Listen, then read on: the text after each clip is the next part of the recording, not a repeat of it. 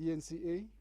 So our WhatsApp line is active where we are going to receive questions from members of the media. Ladies, the program directing this media briefing for this morning. As we all know, this media briefing is called by the Minister of Higher Education and Training, Dr. Nobuhle Nkabane, to officially launch the NSFAS 2025 application season. So we are gathered here primarily to hand over the systems of applications to all South Africans who qualify to be NSFAS beneficiaries. The Minister of Higher Education and Training will take us through the statement, and thereafter the NSFAS administrator will then give us the technical aspects of the application process. Before we start, let me introduce to you the panel. From my immediate right is the Director General of the Department of Higher Education and Training, Dr. Nkosinathi Sishi. And on my extreme right is Mr. Nobuhle Freeman, who is the NSFAS administrator. And of course, we also have our Minister of Higher Education and Training, Dr. Nobuhle Nkabane. In our midst, ladies and gentlemen, we do have the students from two schools who have joined us. Is the New Hope School and the Ashley Gardens Pretoria Special School. May we welcome them. Also the Lotus Gardens Secondary School. You are welcomed, all prospective NSFAS applicants. Thank you very much for joining us this morning. Again, ladies and gentlemen, we are joined by the SAUS, which is the Union of South African Students. It's the leadership of all SRCs in universities. We are joined by SAFETA, which is the leadership of all the TVET college in South Africa, student leadership. Also, we are joined by the MK Student Movement, Action SA Student Chapter, SADESMO, and PASMA. Also, we are joined by the by SASCO. So these are the organizations which are currently joining these media briefings in here and in other provinces where we are launching today. Let me also indicate, ladies and gentlemen, that we are live as well in the 9 provinces of South Africa. So whatever that we are doing here is also be done jointly in the 9 provinces of South Africa. So this application, we are taking it to the people, and you'll see later when we engage with colleagues who are on the other side of the country. Without any further ado, ladies and gentlemen, join me in welcoming the Minister, Dr. Nobuhle Nkabane, to come and open the applications officially for us. Thank you very much. Minister, over to you.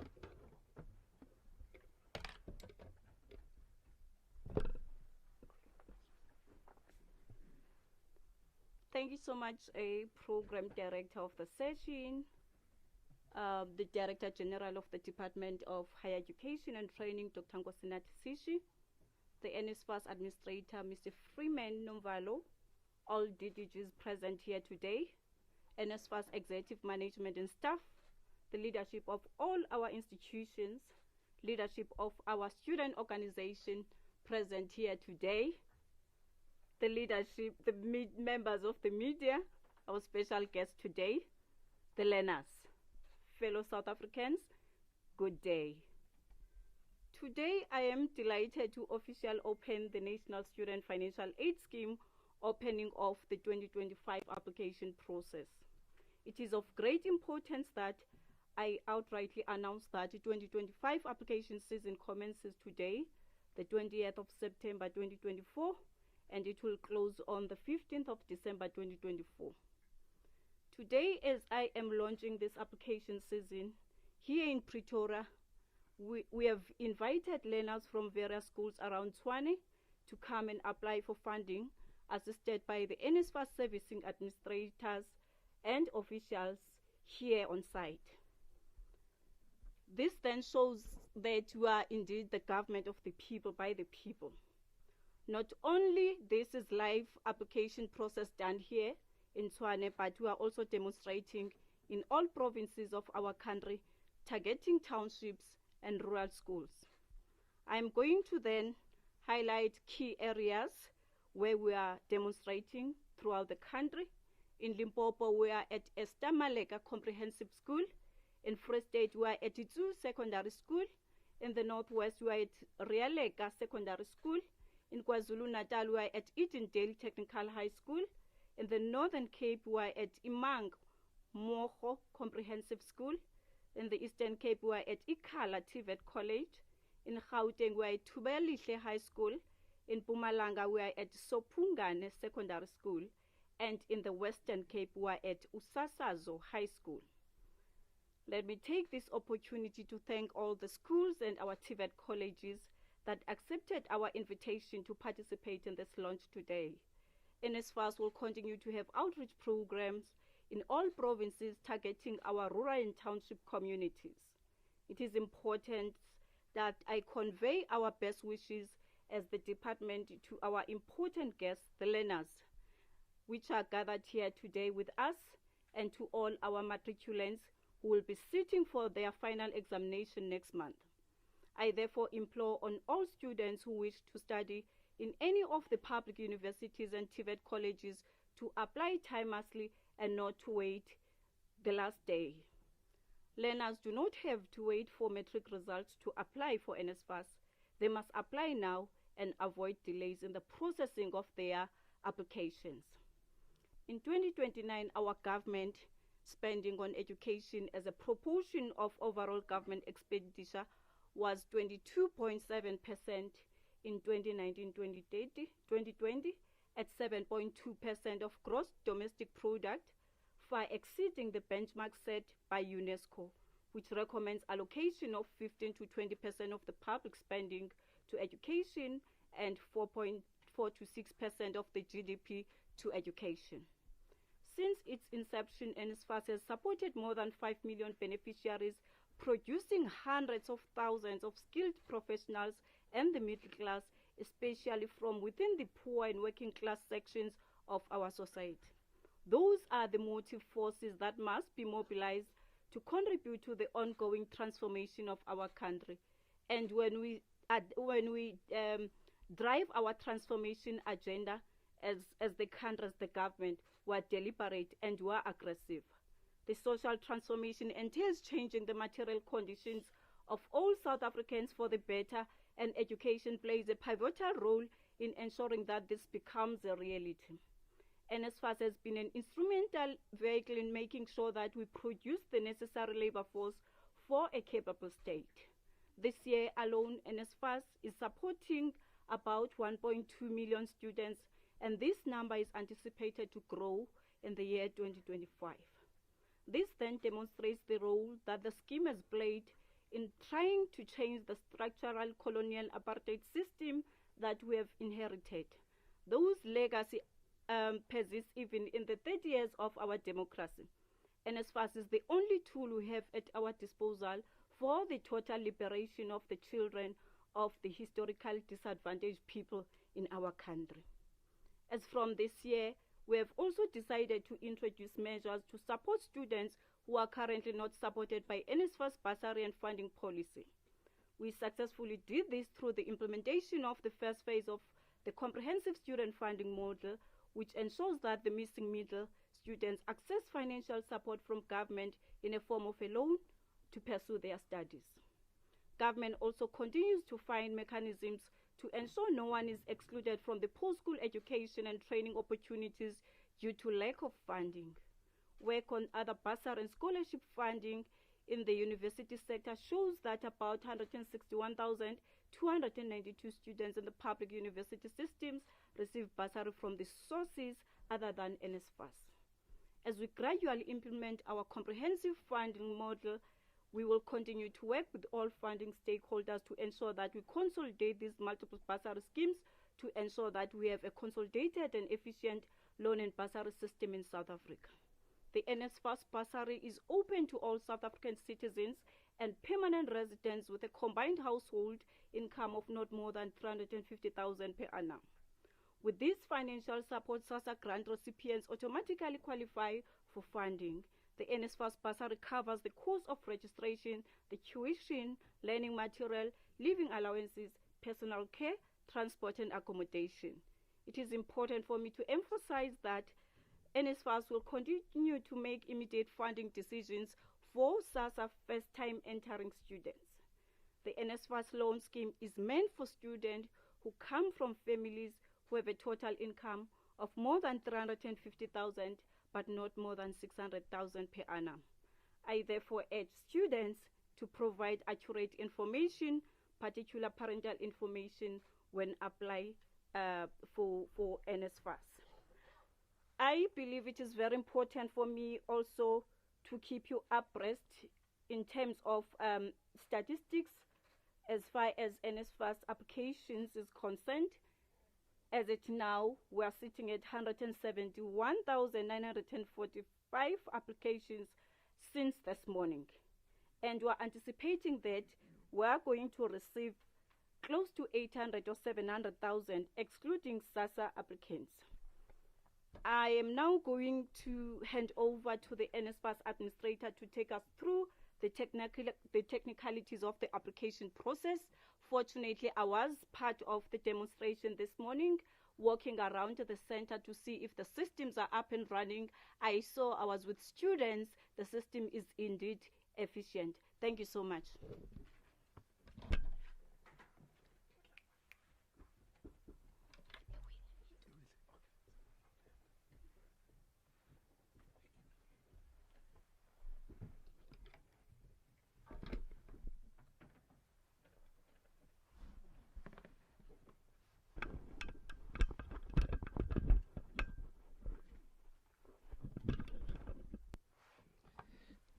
Thank you, Minister. Mr. Msevi, we do need... okay, no, don't worry. Done, sorted. Thank you, Minister, and I stand to greet you with the members of your staff in the ministry. I stand to greet you, Director General, with the members of your team as well, and the colleagues from NSFAS, the leadership of the student formations that are with us today, and those that may be joining us online, the members of the media, and most importantly, our special guests, the students that have been invited to this occasion. Mine is a simple one, just to go through the application process. As the Minister has indicated, the application is opened this morning, and it's open to all those students who come from households whose joint income, household income, is less than 350,000 for a bursary application. SASSA students, SASSA beneficiaries automatically qualify for the funding. The only additional information that is required for the SASSA beneficiaries is if they if they are disabled, and then there's some additional information that they will need to submit. And for SASSA, for students who come from household incomes that are below 350,000, and they are disabled. So for all disabled students, the household income qualification goes up to 600,000. It's the student that is considered disabled, not the parents. I think that is important. The bursary funding covers registration, tuition, learning material, living allowance, personal care for disabled students, as well as transport and accommodation. It is important, therefore, to emphasize that we will continue to make immediate funding decisions for NSFAS students, as well as the first-time entering students. Continuing students will be dealt with in accordance with the guidelines. On the NSFAS loan scheme, it is open to students who come from families whose household income is between 350,000 but no more than 600,000. The loan covers cost of registration, tuition, learning material, and accommodation.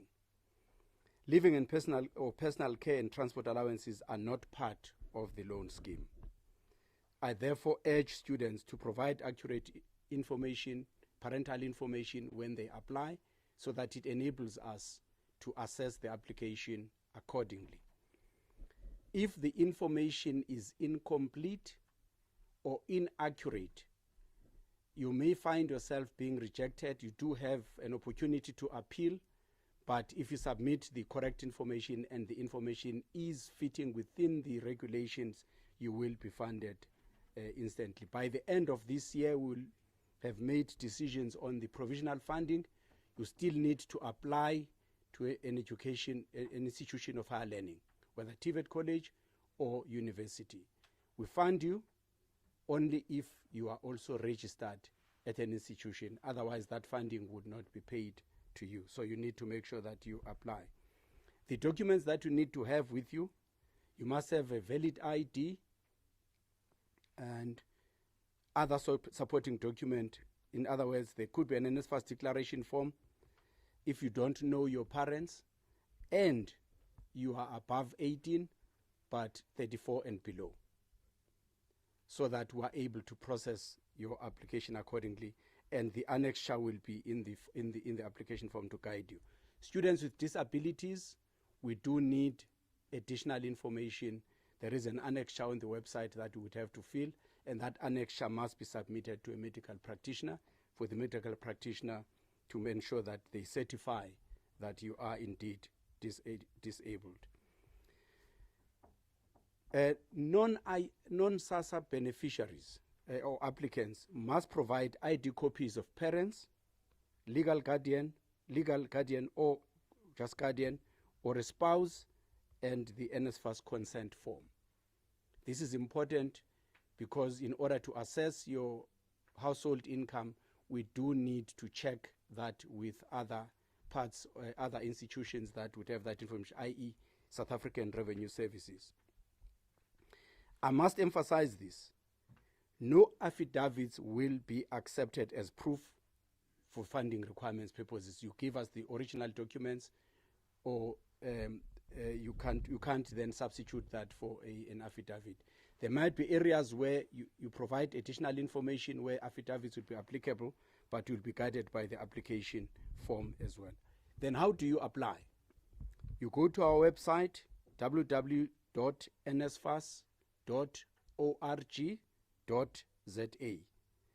and click on the My NSFAS tab. You will then be able to create an account for yourself, which is your profile, and then click Apply.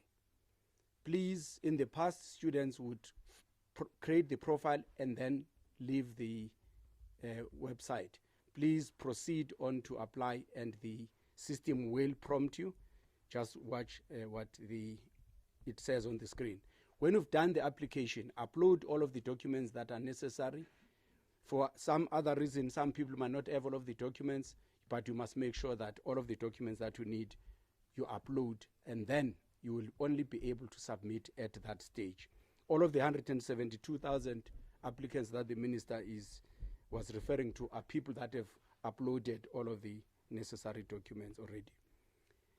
If you do not have a digital device, cell phone or any of those, but you know where there's a National Youth Development Agency office, you can go to that office and they will be able to assist you with the application. And in the outreach program that we're going to have, which we will be announcing, again, there will be another opportunity to be assisted by an NSFAS employee in that process. It is therefore important for prospective students to note that they must apply to institutions of higher learning, as I have already stated. You can access this information also from our social media platforms, on our Facebook platform, on our Twitter or X, I think it's now called X, and Instagram account, as well as the website. You will be able to access this. We are encouraging students to have a working cell phone, email address, and a valid ID.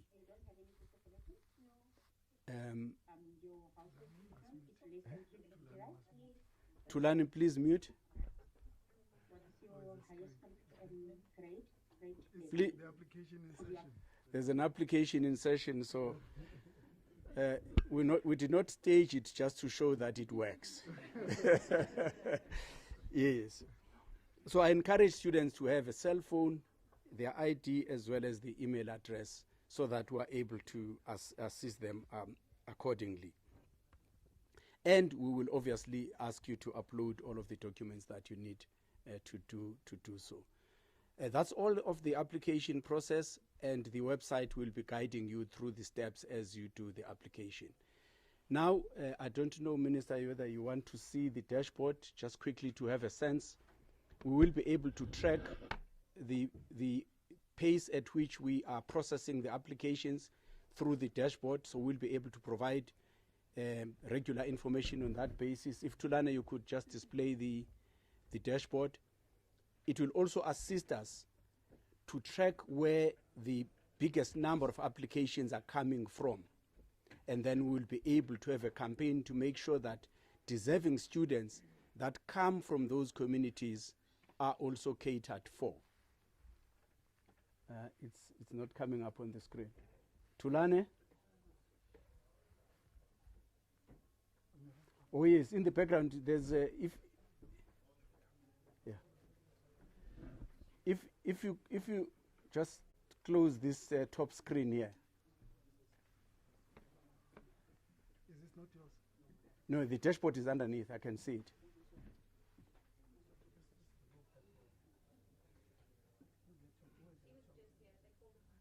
Oh.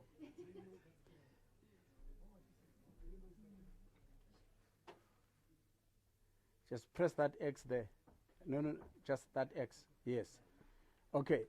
There is the dashboard. Already we've got 48,521 SASA students that have applied. We've got 9,500 students who are applying for the first time, and we've got 149,000 students who are continuing, 1,235 senior students, and of course the students whose profile has been verified is the total amount.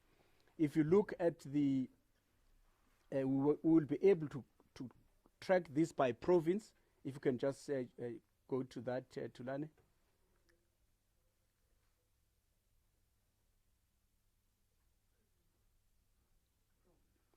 But most importantly, because we want to be able to provide all of the funding decisions by the 31st of December, at least to the extent that the students are provisionally funded, this dashboard will help us track that on a daily basis, but also it creates a level of transparency, because we will also broadcast this on the website so that the people in the ministry can access it easily wherever they are. If the minister wants to know how we are performing in this regard, we will be able to be assisted by the dashboard. As you can see there, it shows the provinces where most of the applications are coming from. From what I see there, most applications are coming from KZN, Gauteng, and Limpopo. The bigger the yellow patch there, it tells you where most of the applications are coming from.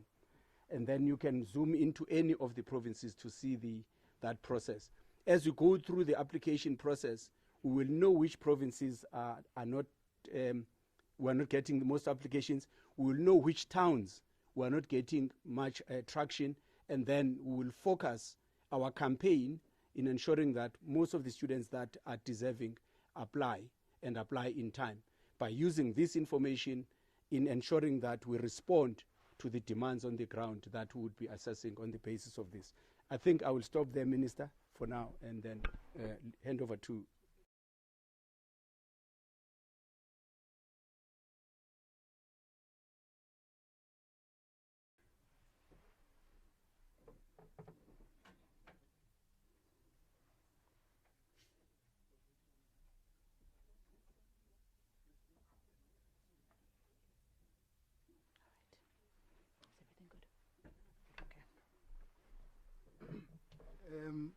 Ladies and gentlemen, we are going to do a quick crossover to our registration center in Soweto, in Gauteng, and also in the Free State. So they will just have a conversation with the minister. They've joined us. As I've said, we have 9 provinces that we are doing this exercise, but we can't go through all of them now. Tulane, can you kindly link us to those, and they will speak to the minister. Minister, in Free State, Winnie, and in Soweto, Usia. Yeah, Winnie and Sia. Yes, Minister, please.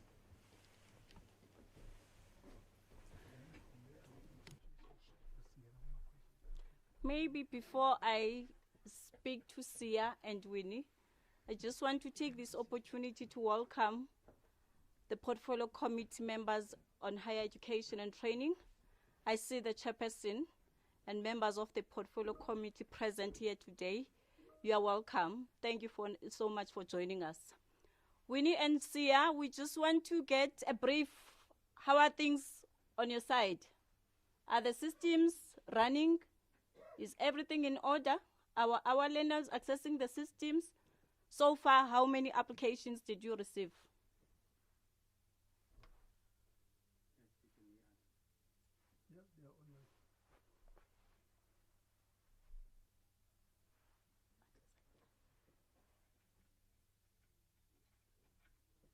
Tulane, can they hear us?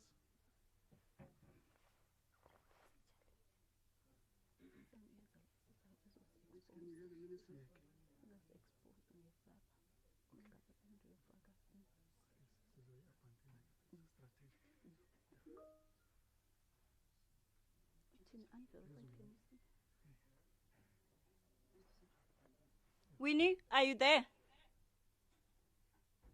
Yes, Minister, I can hear them from this side. It's just the sound on that, it's not open. Can you open the sound that side so that you can hear them from that speaker? You must press one.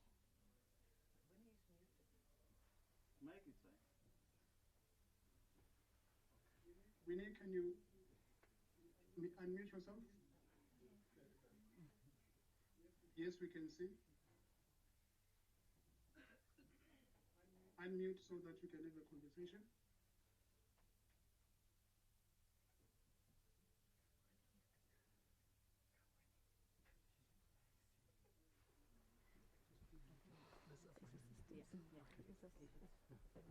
All right, ladies and gentlemen, I think in the interest of time, we are time pressured. We just wanted to demonstrate that the application processes are going on in provinces.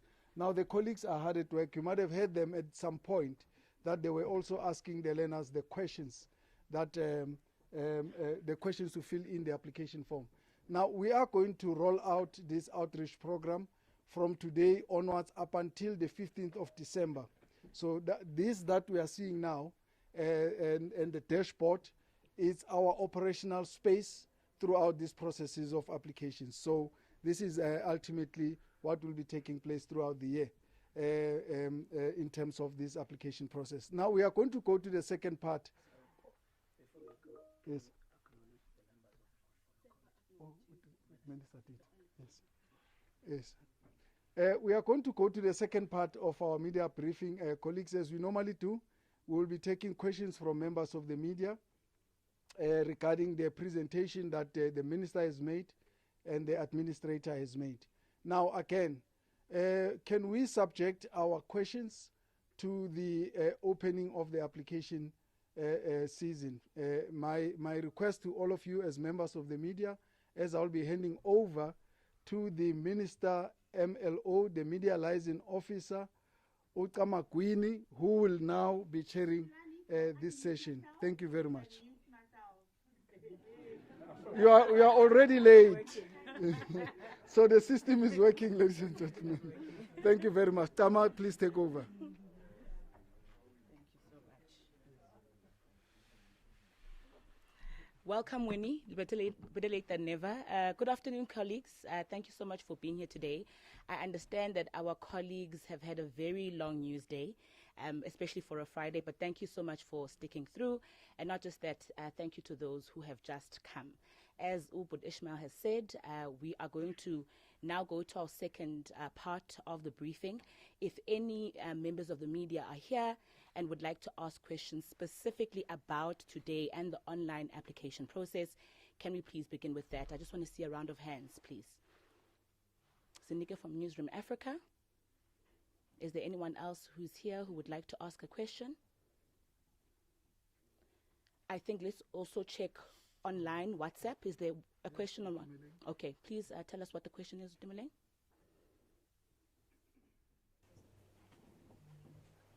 You can read it out for us. Okay, this is Dumoulin from NSFAS. I'm going to take a question from Christian Duplessis, Network. Oh, sorry about that. It's from Christian Duplessis, Network. The first question is, for clarity, can those who want to apply for a loan also start applying today? And does this application work the same as the application for the bursary? And then the second question is, will all qualifying students for both the bursary and loan be funded? And if not, how will the NSFAS decide which of these qualifying applicants will be funded? And the last question is, other than the income criteria, what are some of the other criteria applicants for the loan and the bursary have to adhere to in order to qualify for funding? Okay, thank you so much. I'll direct those questions to you, Administrator.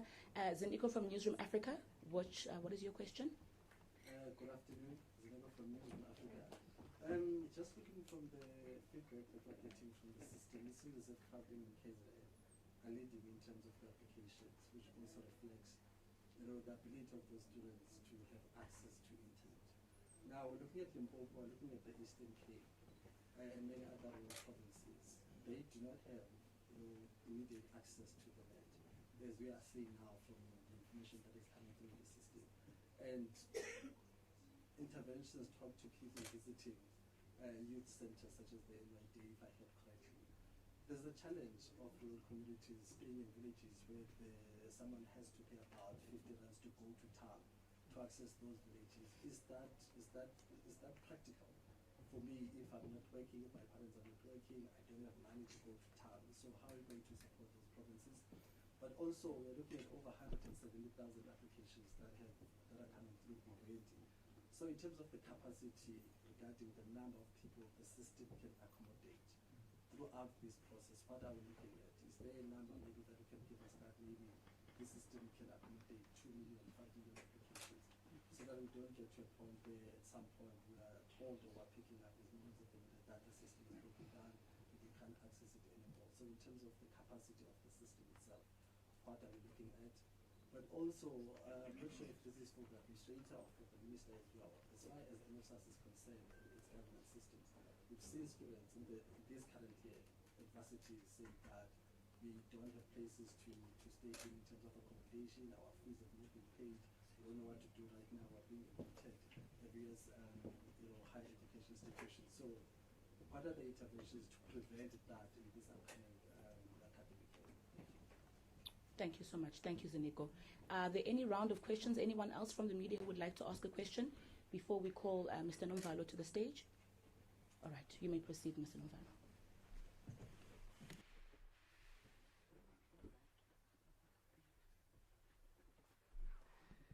Thanks, Tomakwini. I may have not heard the names, but all questions I think are from Newsroom Africa. Newsroom and Network. And then there's Network 21.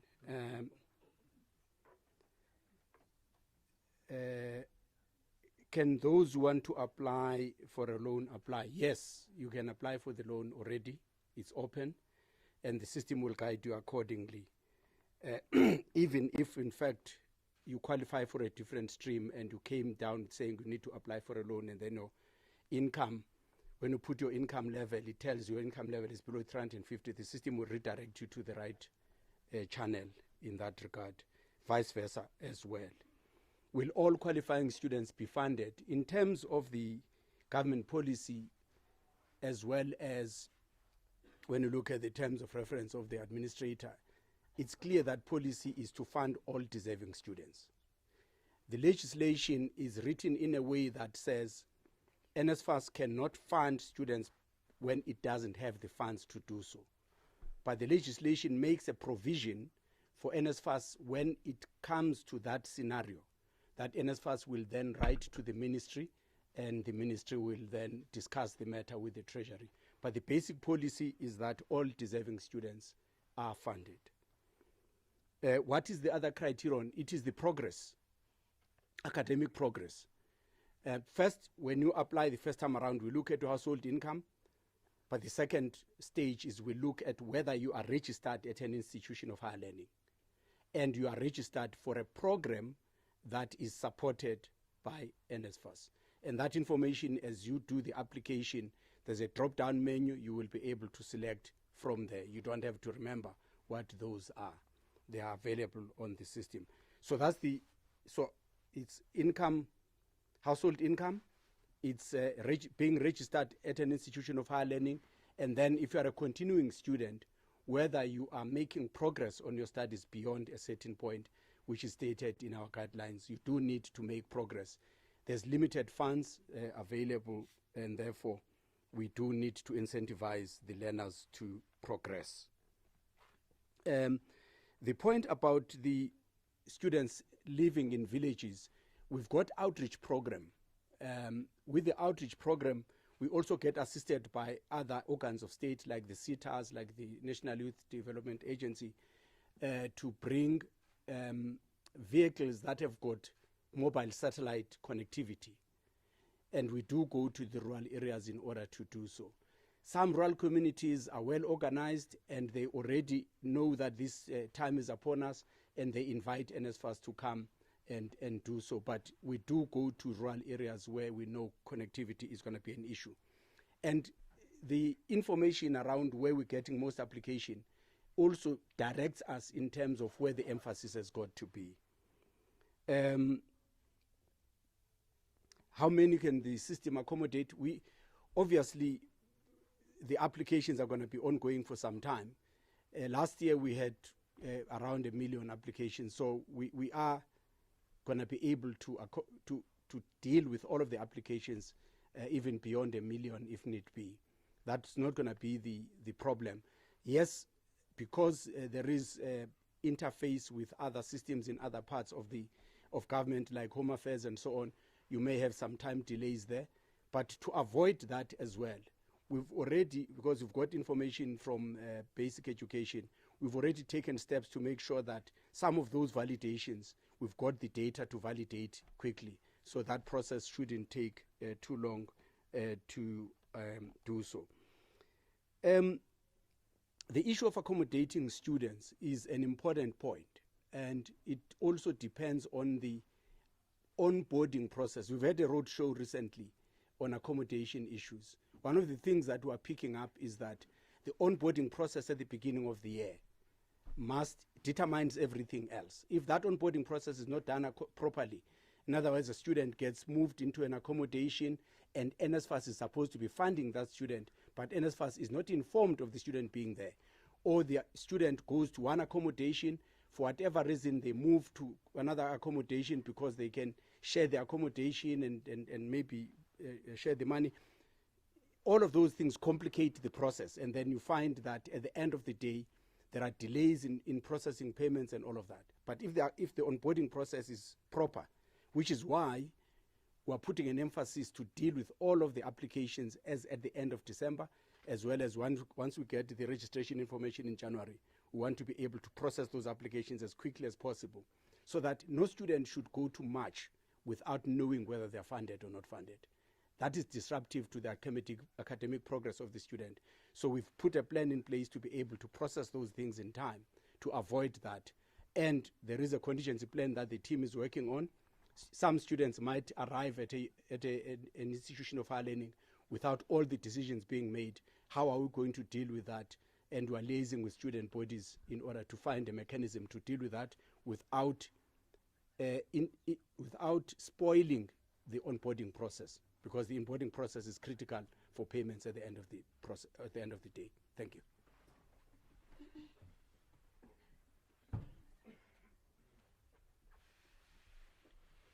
Thank you so much, Mr. Nomvalo. Are there any other journalists who want to ask questions before we close the media Q&A and give the podium back to the Minister?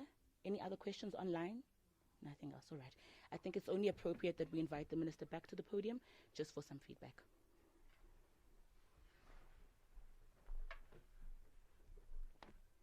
Thank you so much, program directors of the session.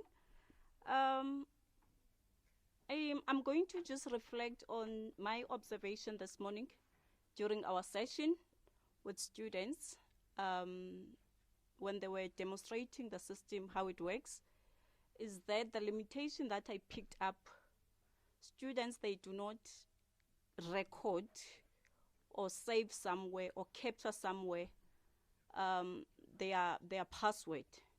It's very important for our students then to keep that password so that they can track and trace their application status. I just want to appeal to all students in South Africa that they must keep that password so that they can be able to access the system anytime, anywhere. The second part is to emphasize the point that the administrator spoke about in reaching out to our outskirts or rural communities, that indeed we are the government of the people, by the people.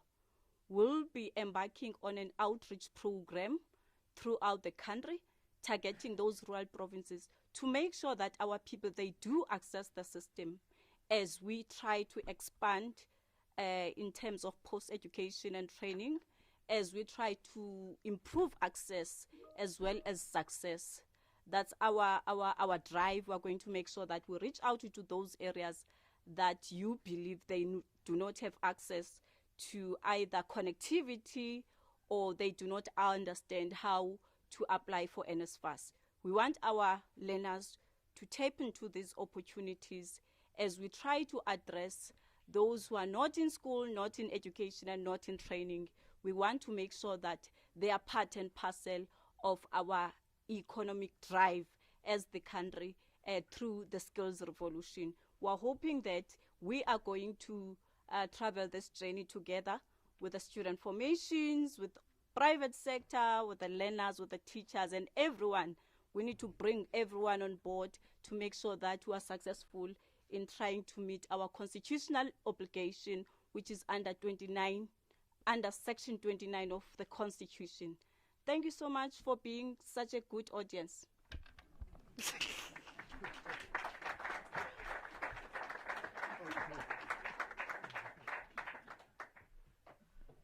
Well, I don't know, Minister.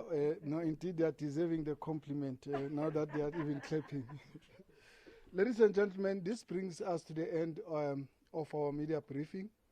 You can, if you want to download Babumvalo, you know where to get us. You'll simply go there, download the footage, and then we share it.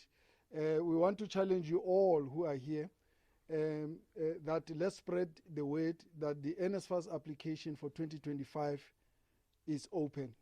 We are open from today. We'll be closing on the 15th of December, and we will keep South Africa updated on a monthly basis on where we are, how far we have gone in terms of that dashboard that we have seen.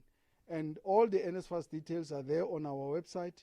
Should you need any assistance in the application, please let us engage with us in those platforms. And the outreach programs will be going throughout all the provinces, as it has been said. If there are areas of need, there will be details where you can get us, and then we will revert back to you to see how we can work together to make sure that we touch all the areas of South Africa. Thank you very much, ladies and gentlemen. The Minister has already thanked you. The only minor announcement, one of them, is that may I request all the learners to go to the auditorium on the first floor, where you'll be served with lunch, including some of the staff members from both the departments, and the VIPs, I'll direct them where to go. Thank you very much for your time. Enjoy yourselves. Members of the media, please join them on the first floor. My apologies for that. Thank you very much.